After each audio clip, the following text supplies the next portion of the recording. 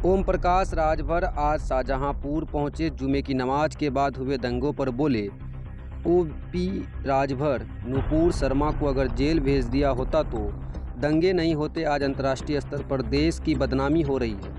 हापुड़ पटाखा फैक्ट्री हादसे में मरने वालों मजदूरों के घर पहुंचे ओपी राजभर बोले, फैक्ट्री में मरने वाले 13 मजदूरों के ही जिले में हैं तीन मंत्री, लेकिन अफसोस कि एक भी मंत्री मृतक के परिजनों का दुख जानने नहीं पहुंचा। ये बहुत ही बड़े दुर्भाग्य की बात है। कानपुर में हुए दंगे पर बोले राजभर की राष्ट्रपति और प्रधानमंत्री व मुख्यमंत्री जिस जिले में हो वहां दंगा हो सकता है, इसका क्या मतलब कि सरकार का खुफिया तंत्र बिल्कुल फेल है। आजमगढ़ और रामपुर में होने वाले उपचुनाव को लेकर ओपी राजभर ने भाजपा प्रत्याशी निरहुआ पर निशाना साधा। राजभर बोले कि अब बीजेपी वाले लोकसभा में नचनिया को लेकर जाएंगे। वहां डॉक्टर, इंजीनियर, मास्टर और पढ़े लिखे लोगों की ज़रूरत है जो अश्लील गाने गाकर समाज में नफरत पैदा कर रहे हैं। ऐसे लोग सदन में जाएंगे तो कौन सा गाना गाएंगे। है आप शाहजहांपुर से टक्कर देख रहे हैं।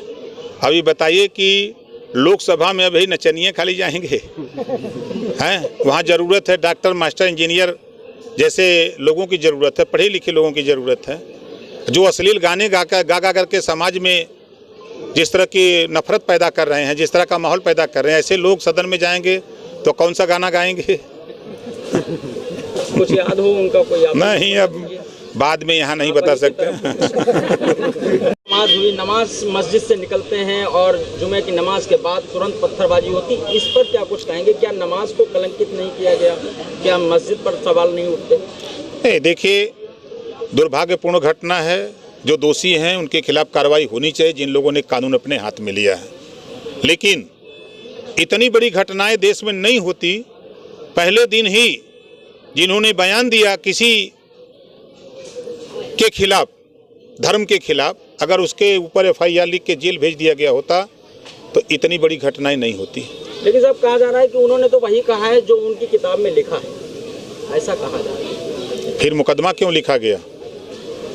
अगर उनके दोषी मानते हैं? दोषी तो नुपुर शर्मा ने जो बयान दिया है, हमारे ही धर्म के खिलाफ कोई जहर उगले हम बर्दाश्त करेंगे?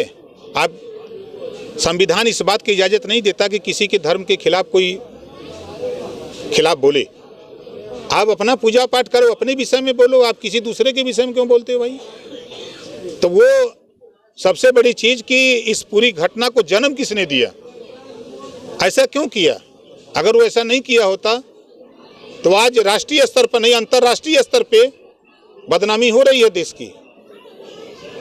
ये चीज़ें, जो मुख्य आरोपी है पहले उसको पकड़ के गिरफ्तार करके जेल भेज दें, सब शांत हो जाएगा। परिवार का क्या कुछ दर्द निकल करके आया है? किस तरीके की पीड़ा रही उनकी और क्या कुछ प्रमुख मांगे हैं? देखिए, परिवार की जो पीड़ा है स्वाभाविक है कि जो साथी वहाँ से लीवा गए, परिवार के गरीबी एक ऐसी चीज़ है कि कोई कुछ कह देता तो लोग मान लेते हैं। साथी लीवा के गए काम दूसरा कराने के लिए, खिलौना और पाउडर बनवाने के लिए, वहाँ ले जा कर के वो बारूद के ढेर पर बैठा दिए और वहाँ ब्लास्ट हुआ और 13 लोगों की, एक इलाके में, एक गांव में 11 लोगों की डेथ हो जाए तो उस परिवार के ऊपर क्या बीतती है वो तो परिवार ही जान रहा है। तो हम लोग उनके दुख में शामिल होने के लिए उनको सांत्वना दिए हैं कि जो भी सहयोग, हम लोग विरोधी पार्टी के हैं, सरकार के विरोधी वाली गोल के हैं, तो हम लोगों से जो भी आवाज़, इनकी बात सदन में मुख्यमंत्री से, हमारे विधानसभा अध्यक्ष हैं, संसदीय कार्य मंत्री हैं, हम लोग सबसे मिल करके मैं खुद इन लोगों से जितनी भी मदद हो सकती है उतनी मदद कराने का काम करेंगे।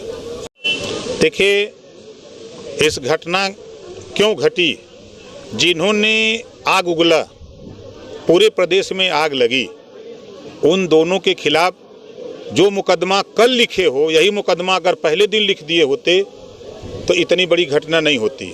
दूसरी चीज़ कि भारतीय जनता पार्टी का नेता होने के नाते नुपुर शर्मा को क्यों बचा रही है? और जिस जिले में देश के राष्ट्रपति महोदय जी हों, प्रधानमंत्री जी हों, मुख्यमंत्री जी हों, पूरे देश का प्रशासनिक महकमा हो और वहाँ दंगा हो जाए तो खुफिया तंत्र तो फेल है, चाहे उनकी आईबी हो, चाहे उनके सीआईडी, जितने भी खुफिया तंत्र सब फेल हैं।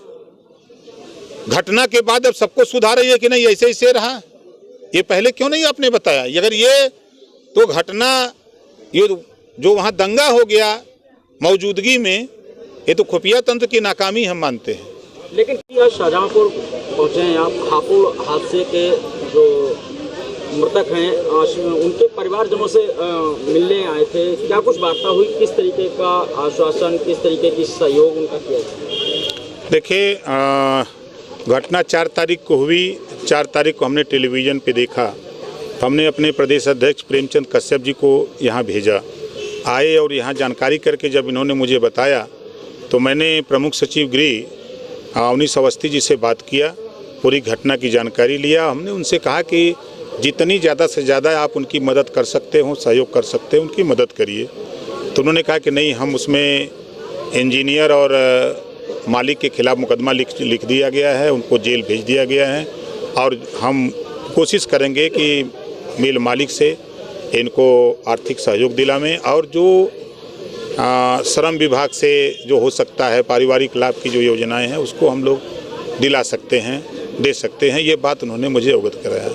तो कुछ चीज़ें हमको जैसे संशय बनी रही कि हमको सूचना को लोग बताते रहे कि नहीं उनको पैसा दे दिया गया, ज़मीन आवंटन हो गया उनको, तो ये सब सारी चीज़ें जब मुझे जानकारी मिली तो मैं संतुष्ट नहीं हुआ। चूँकि जैसे मैंने आज भी लेखपाल महोदय से पूछा तो लेखपाल जी ने कहा कि आबादी का मतलब आवासीय पट्टा हुआ है 5-5 डिसमिल, क्योंकि गांव में ज़मीन नहीं है। अब आम आदमी तो सोच रहा है कि हमको ज़मीन मिल गई खेती करने के लिए, तो सच्चाई को जानना, इनको पारिवारिक लाभ तो दे दिया गया, जो श्रम विभाग से है 1,30,000 रुपया मिलता है, उसमें कार्रवाई अभी धीमी गति से हो रही है। और जिस तरह की इतनी बड़ी घटना है, 11 लोग की डेथ हुई है एक गांव में, बगल के गांव में एक लोगों की हुई है, 13 लोगों की डेथ हुई है। ऐसी घटना में इस जिले के 3 मंत्री हैं और तीनों मंत्री में किसी को फुर्सत नहीं है कि कम से कम इस मुसीबत की घड़ी में आकर इस पीड़ित परिवार से मिल सकें। ये बहुत बड़ा दुर्भाग्य की बात है और प्रदेश सरकार को संज्ञान में तो है, लेकिन इनको आर्थिक सहयोग तत्काल उपलब्ध हो, ताकि अब तो जो परिवार उजड़ गया, लेकिन जो बचे हुए लोग हैं उनके बीच में बच्चे हैं, बच्चियां हैं, उनका भरण पोषण हो सके, उनको जीने का सहारा मिल सके। इसके लिए हम पूरी FIR की कॉपी और